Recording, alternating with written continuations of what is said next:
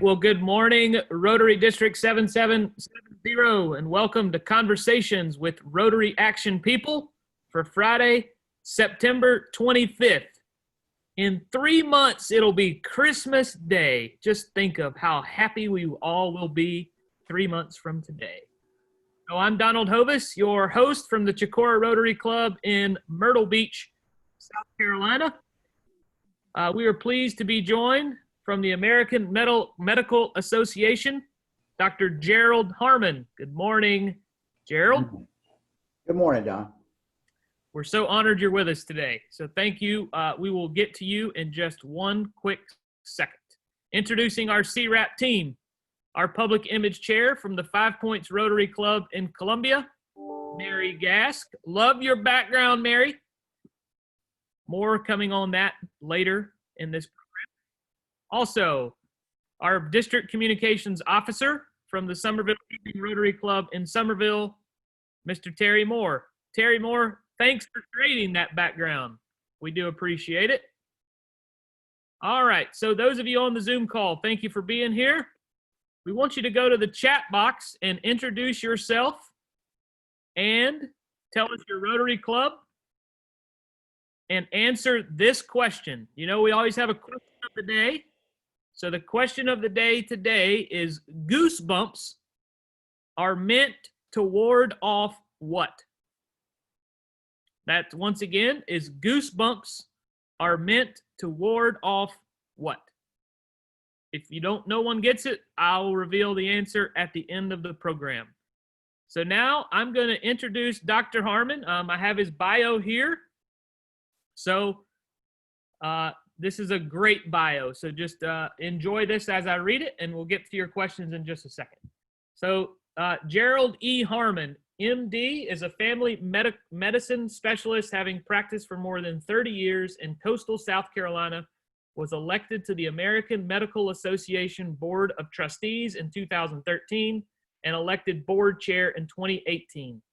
In addition, Dr. Harmon also served as secretary of the AMA in 2016.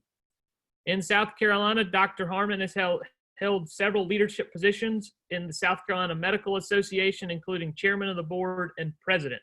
Dr. Harmon serves as a clinical professor at 2 of South Carolina's medical schools and is a member of the clinical faculty for the Tideland Family Medicine Residence Program while regularly receiving physician training. If you're wondering where Tidelands Health is, that's in the Myrtle Beach area. In his hometown, Dr. Harmon is an advisor of the Board of Trustees for his community health system and is a vice president in a multi-specialty physician practice. He is a medical director for several organizations and volunteers as a medical supervisor for his local school district's 23 schools, that being Horry County schools. He also has been recognized with the Lifetime Achievement Award from his county's Chamber of Commerce. At the state level, he has served as secretary for the state's Aeronautics Commission. This is what I like most about Dr. Harmon right here coming up, folks. He has served our country. So before his retirement from the military as a major general, Dr. Harmon served in the nation in the Air Force Reserve on active duty and in the Air National Guard, holding responsibilities as chief physician for the National Guard Bureau and assistant surgeon general for the United States Air Force. Thank you for your service, Dr. Harmon. Thank you, Donald. Thank you. We are honored you're with us today. That's a tremendous bio. So one, thank you again. Thank you. Gee, it made me tired just listening to all that stuff. I'm wondering how I ever had the energy to do that. But I tell you, it's because it's what Rotarians do. It's a commitment to service before self.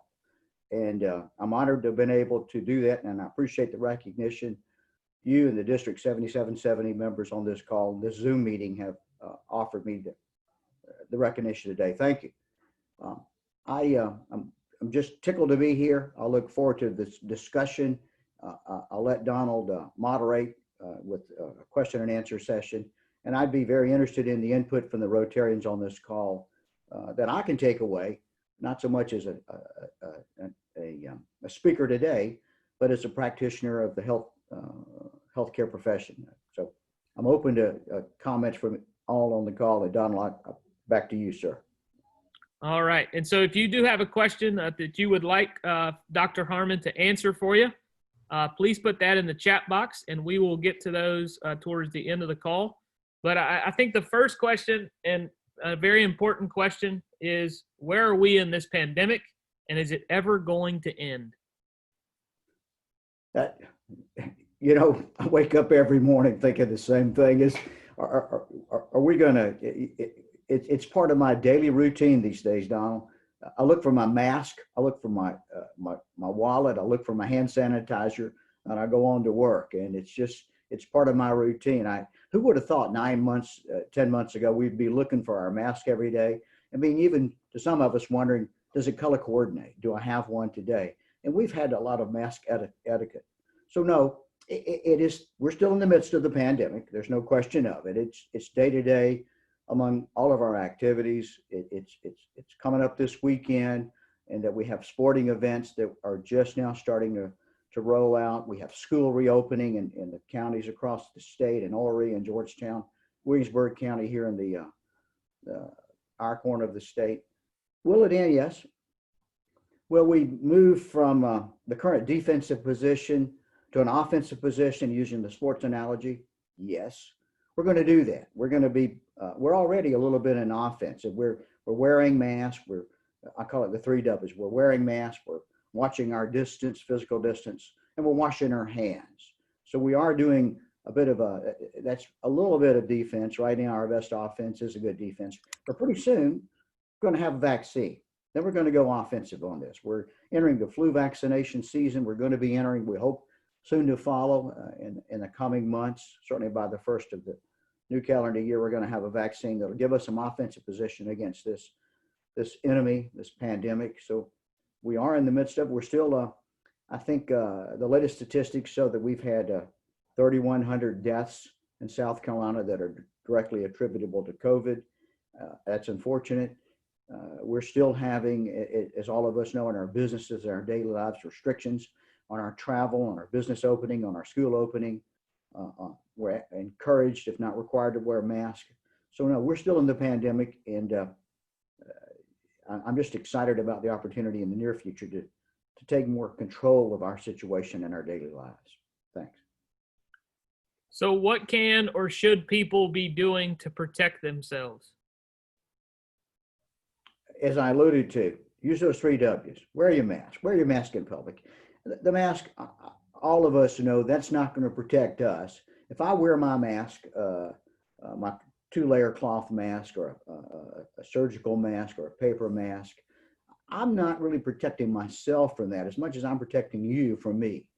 And in my profession, I'm much more at risk, I think, to the folks I'm around, having been exposed in my work environment every day to folks who are known to be COVID positive, who are known to have infectious diseases, and who could have infected me. So I'm much more protective of others and recognizing my potential communicability to the patients around me. So when I wear my mask, I'm reducing the transmission of the disease.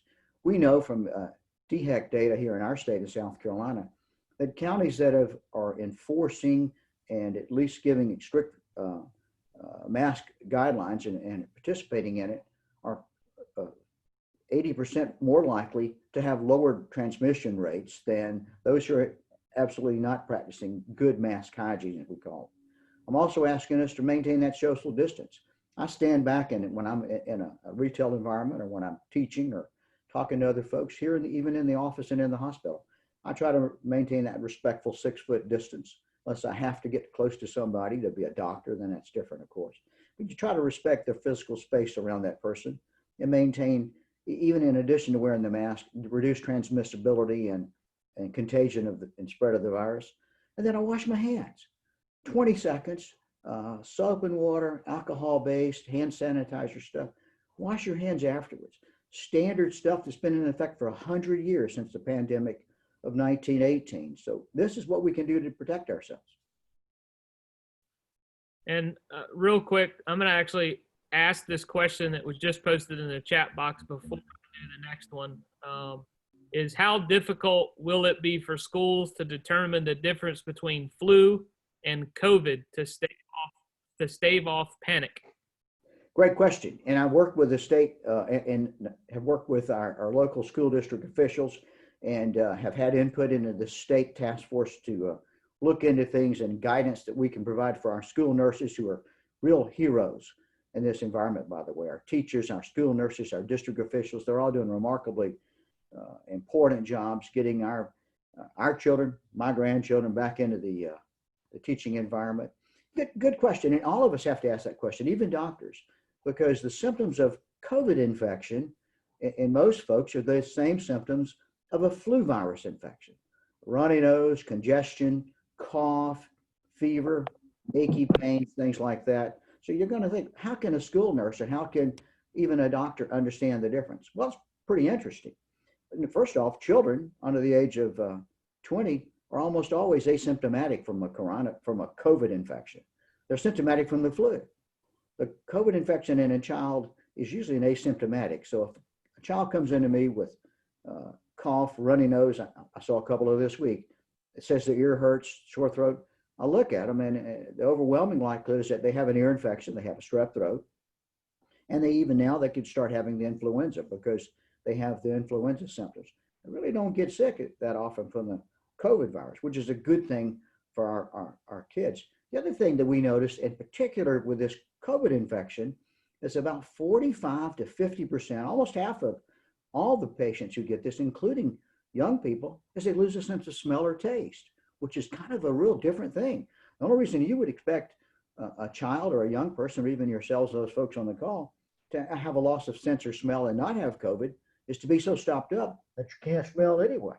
But for the most part, to lose your sense of smell or taste is kind of remarkable, and suddenly without any other cause, it's kind of one of those particular symptoms that we attribute to COVID infection. And so you answered part of the next question, but part of that question is, how important are flu shots this year? Great. Flu shots, we're really, as a society, and perhaps even some of us as doctors, have not been as diligent, perhaps, in telling us to get our flu shots. Typically, when we look at annualized data, less than 50% of folks get the flu shot, and they should. I mean, clearly, get your flu shot. It really is something that's relatively innocuous. Contrary to popular opinion, flu shots don't make you ill. You don't get spread of flu. They don't cause the flu. If you have any kind of symptom, maybe use this soreness or maybe a little muscle tightness or something like that. Sometimes some redness and swelling, depending on where the shot was given. But for the most part, it's an innocuous shot. So this year, it's important to get the flu shot and get it early, get it soon. And certainly by the end of October, you need to have that flu shot, because what you don't want is to have influenza and depress your response, your immune response, make you already subject to secondary infection. Influenza, by the way, influenza itself doesn't really cause the illness. It's the complications of influenza that are cause a serious hospitalization and illness, and that's a post-influenza pneumonia. It's a lung infection, and of course the lungs are where this COVID virus likes to reside and cause the most damage. So if you've got an influenza, then you get an influenza pneumonia, then you get COVID-19. This is a very serious situation. So what concerns do you have about these two health events occurring simultaneously? Well, we've heard the buzzword. Some of you may have seen it in the social media, and I've seen it in some of our prepared talks. It's called a twindemic.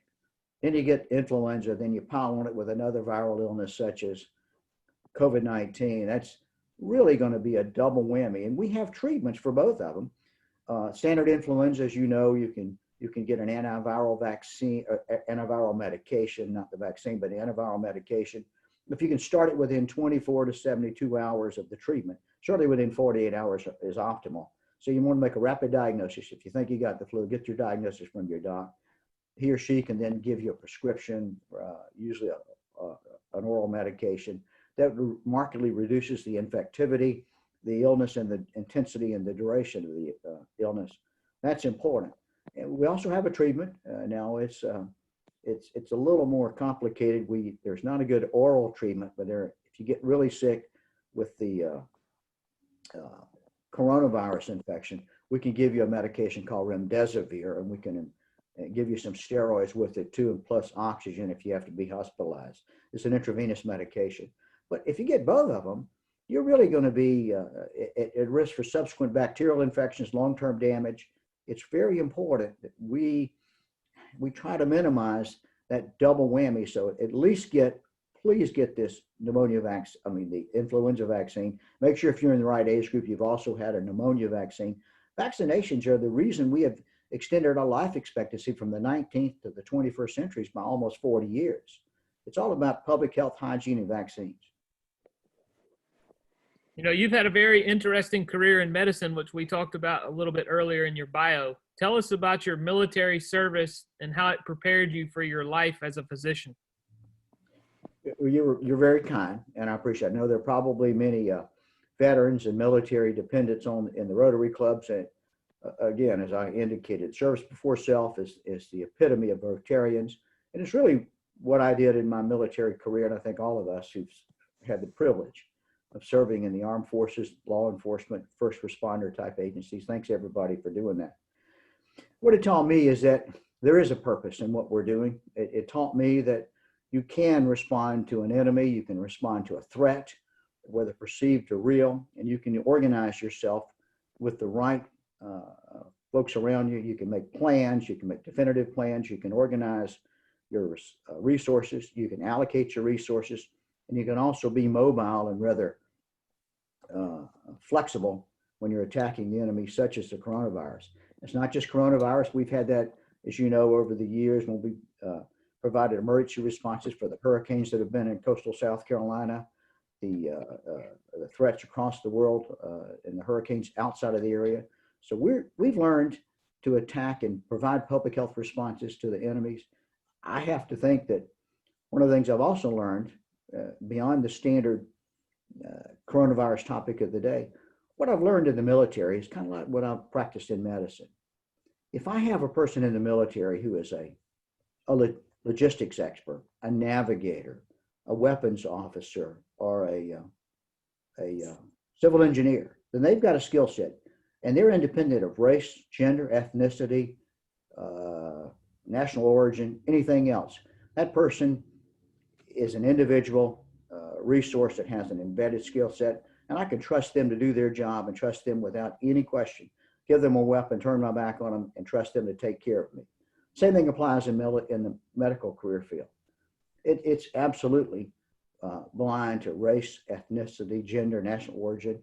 And so when someone it has value and has a quality and has a skill set, it's absolutely one of the most level playing fields you can work on. And that's something that I think all of us would hope that we see in today's America. Of course, COVID is on everyone's mind these days, but are there any other public health crises that continue to impact people in a significant way? And then maybe you can tell us, what is AMA currently focusing on? Donald, thank you. Let me answer that in a reverse question. You know, one of the things I am is I introduce myself when I go to meetings around the world. Last October, I was in the Gulf Coast states on behalf of the American Medical Association, and folks would introduce themselves around the table. And I'm with some members of royal families and the United Arab Emirates, and I introduced myself as a country doctor, a family medicine specialist from coastal South Carolina, and I really do practice in the country, as y'all know. Andrews, Georgetown, Murrells Inlet. We're becoming a little less country, a little more gentrified perhaps, and we're now not quite suburban. We're certainly not urban yet in our areas, although we're growing in coastal South Carolina through fits and starts, but very rapidly growing. I'll tell you, I do think though that what we're seeing, and I get to represent myself as a country doctor, but at the AMA level, I have to represent all doctors in the country. What the AMA has done on their levels is they're trying, number one, to be a trusted source of truth with this coronavirus pandemic, whether it's chronic diseases, whether it's opioid, whether it's funding healthcare and providing access to healthcare, because healthcare, as you know, is 20% of our gross domestic product. It's a big deal. AMA is also trying to restore practices to doctors so that we despite having the economic downturns, the restrictions, and the decreased access to health care over the last 6 months to 9 months, we're trying to restore that. And finally, what we're trying to do is restore access to care for the patients so that they can get back in and take care of these other diseases that you allude to. One thing I'll tell you that's going on that was a crisis before we had the coronavirus and remains a crisis is opioid overdose. Every year, over 70 to 72,000 individuals in the United States die from opioid overdose. In fact, even now, the most likely cause of death for an individual in the United States, if you're less than 50 years of age, is an opioid overdose. It's not COVID. COVID affects those over 65 predominantly as far as causing death. So the actual cause of death is still the opioid overdose, not only in the United States, but in South Carolina. We have 1,100 folks a year that die from opioid overdose. We have about 3,000 from COVID infection right now. But of those 3,000, most of them are over 50. Anyway, that's a big pandemic, I'll tell you. All right, Dr. Harmon. Well, now we're going to go to some questions submitted here by the audience, and we do have several. So thank you for those that have submitted them. Let's see here. This is it's a comment followed by a question. I am concerned that the CDC has been subject to some political pressure in giving us mixed or contradictory messages. How can we be confident in what they say about a vaccine? You know, I see the same social media posts that all of us see. I mean, I don't peruse them every day and count on them for valid medical data and decision making. Y'all know that, but I don't put my head in the sand and ignore those either. I think the CDC should be and has been, for the most part, non-political. It is subjected to governmental oversight and funding, no question of it. But one of the things, again, I alluded to it, what I think we as doctors and we as the American Medical Association are truly nonpartisan and non-political. And we're human beings. We're going to have our personal thoughts about it, but we really need to be a trusted source of accurate data. The CDC, and to defend some of their decisions too, without being political about it, I just alluded to the fact that this is a novel virus. That's why it's called a corona. It is a novel virus. And we are still learning about it. I know we have more data, scientific data, but the treatment, the diagnosis, the transmissibility of it has still been subject to question. We're just now having enough data that we can make predictions, and we're looking at the vaccine development. The AMA and other organizations in the United States, I've signed the letter as president-elect, and our CEO has signed letters with other organizations, including other medical and public health specialties, to the CDC and to the FDA, asking that they be as transparent as they can with the data and the reporting out to the public and to the scientific community. But the data does change sometimes, and thank goodness they're fluid in their response, and they're not so dogmatic that they're afraid to walk back or give us more current data. You have to look at it through the lens of a scientist, and I do think that they're giving us their best guess at the vaccine, and the FDA is doing their absolute best to give us scientifically valid data and provide us with the safest vaccine possible. Earlier on in the call, you talked about the complications of the flu and coronavirus. And this question, it's a comment followed by a question again. Is flu complications you just mentioned and COVID sound the same? Are you of the mindset that the extreme numbers we see are accurate, or is there validity to COVID being counted as #1 cause of death when it may be underlying? ? Well, it's a good question, and I've seen the same data you have. I'll know that, unfortunately, I have taken care of folks with active COVID infection and who subsequently have passed away despite our best efforts. This is a very serious virus. It is several times more, let's say, dangerous than the standard influenza, 4 or 5 times more likely to die from a serious COVID infection. So it's serious. Now, there are people who will die from COVID and those who might die with COVID. The infection, though, is usually a complication of the COVID infection, just as it is with an influenza infection. I told you that the most common cause of influenza death is a pneumonia secondary to influenza. And what happens is the lungs get involved, they get so sick, they cause a lack of clearing of congestion in your lungs. You'll get low blood pressure, you'll get a high fever, you'll get damage to your other organ systems, and eventually you'll get a bacterial infection that's very difficult to clear out of your lungs, and you'll get blood poisoning, what we call bacteremia or sepsis. And that can be a fatal disease, especially in those who are elderly, who have reduced immune responses and have other pre-existing organ disease. So the cause of death will be pneumonia secondary to influenza. The same thing can happen in pneumonia secondary to COVID infection. It is a very serious disease. The difference with COVID is it also seems to be affecting the blood vessels, the vascular system.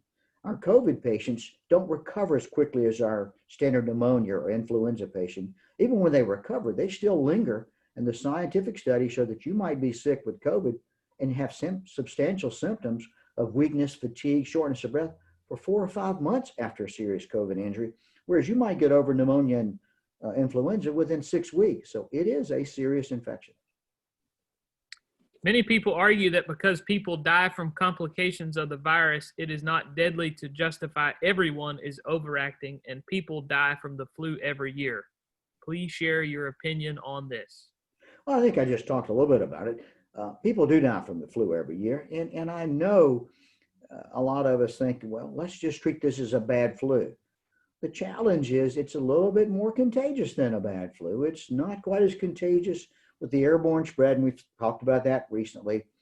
It's not as bad an airborne spread as, let's say, tuberculosis or measles, which are substantially spread by airborne transmission. But it is a little more contagious, and let's say several times more contagious than influenza. Then I just talked to you that it is more fatal than standard influenza. So you have to respect it. It's caused a fair amount of stress on our healthcare system.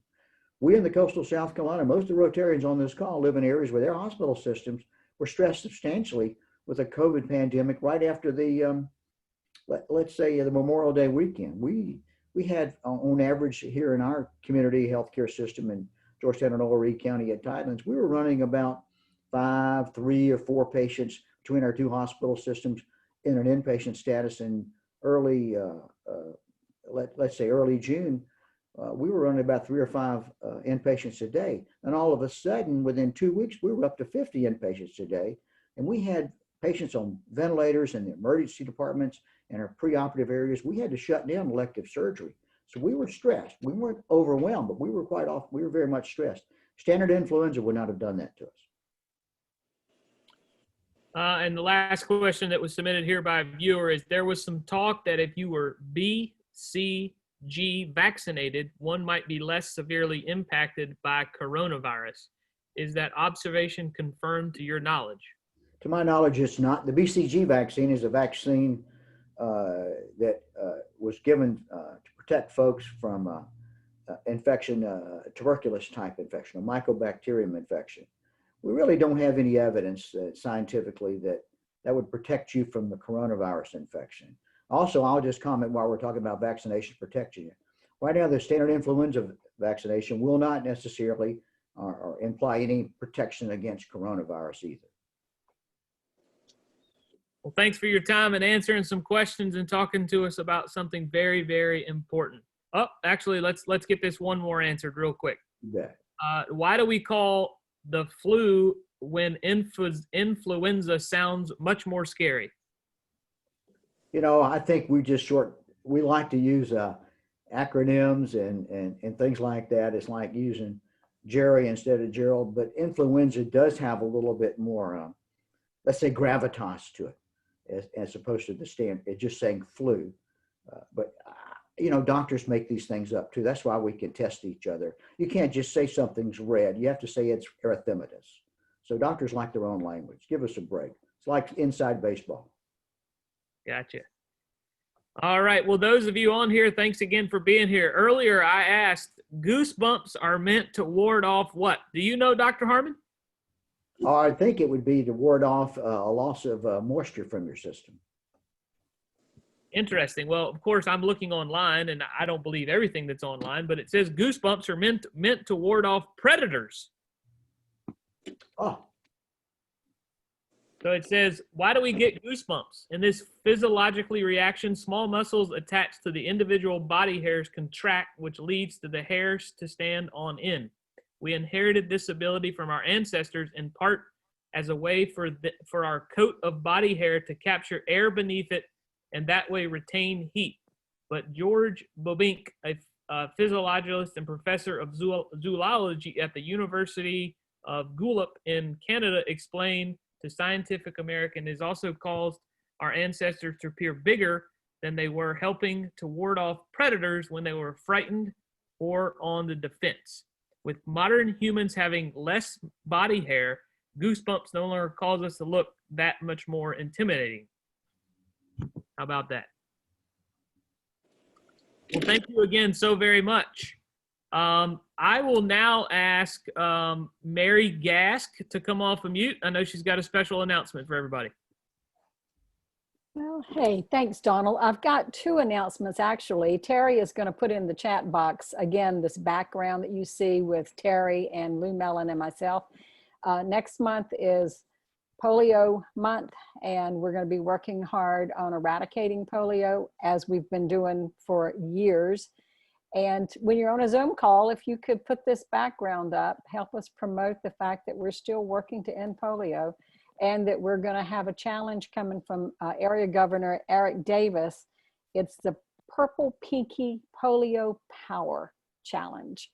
And it's things that you can do to help eradicate polio and raise money during the month.